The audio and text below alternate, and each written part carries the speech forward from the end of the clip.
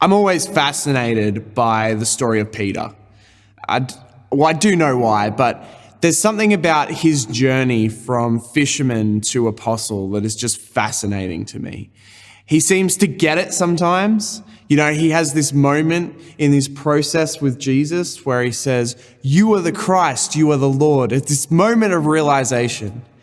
And then, like a little bit later, he just doesn't get it, and Jesus has to say, "Get behind me, Satan." Like these moments of, gotcha. And then these moments of, not so much. Kind of feels very true to us as Christians as well sometimes. The, yes, he's got it, he's on it, and then maybe not so much. But I love the story of Peter in that way because it is the story of us in so many ways. And when we get to the end of the story of him and Jesus, the last thing that a lot of the Gospels kind of go through is Peter's betrayal. How Peter betrays Jesus and how he denies him 3 times. And that 3 times is really important. Jesus said he would, and he does deny that he knows Jesus 3 times. But the Gospel of John gives us an interesting look into Peter's restoration into relationship with Jesus. It's in chapter 21, the last chapter of John, and Jesus is on the beach with Peter, and he poses a question to Peter, and it's very simply, "Do you love me?" And Peter goes, "Of course I love you, of course." And he says, "Feed my sheep."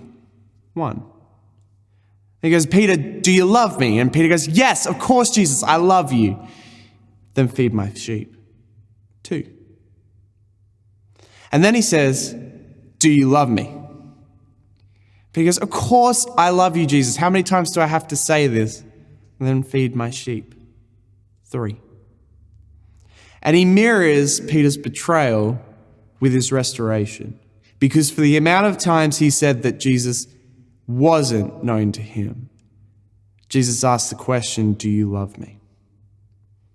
I genuinely wonder what Peter's feelings would have been after his betrayal, and how much that would have weighed on him as he watched the person that he served, who took him along on this incredible journey, die on a cross. The burden that must have been, to know that he betrayed. There was another disciple that also betrayed, and he ended up ending his own life out of the guilt of that. I wonder what Peter would have felt like. And it's this beautiful moment of restoration where Jesus says, "You are restored, and more than you are restored to a relationship with me, you are called to something greater. You don't just deserve restoration, you deserve to be called to something in my name." And he becomes one of the greatest apostles ever. It's an incredible story. And it's only Jesus that could restore him, and it's only Jesus that restores us as well. And sometimes we get it, and then we don't. And those not getting it times can weigh on us, completely weigh on us, and we start to drag it around. It starts to become baggage for us. It starts to hurt. And we don't know how it can be lifted off of us. It's kind of like wearing a backpack full of these weights.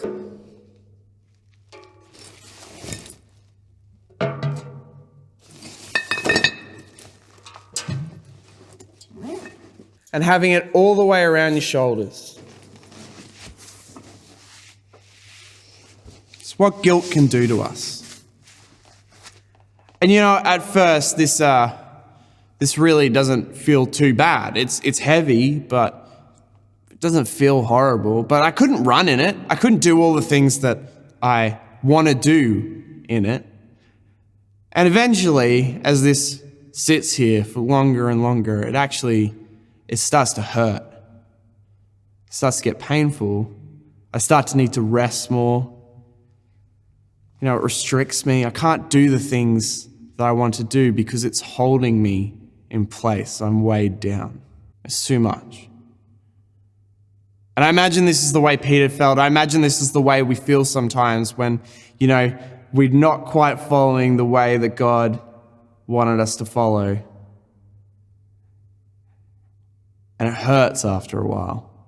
Because you know, but you don't know what to do about it. And that's the beauty of Peter's restoration. Because it's not about us, it's about the grace that Jesus gives. We can't do anything. We don't deserve this. We deserve this. And as he says to us, do you love me? Do you love me? Do you love me? And the grace becomes evident. The weight just comes off.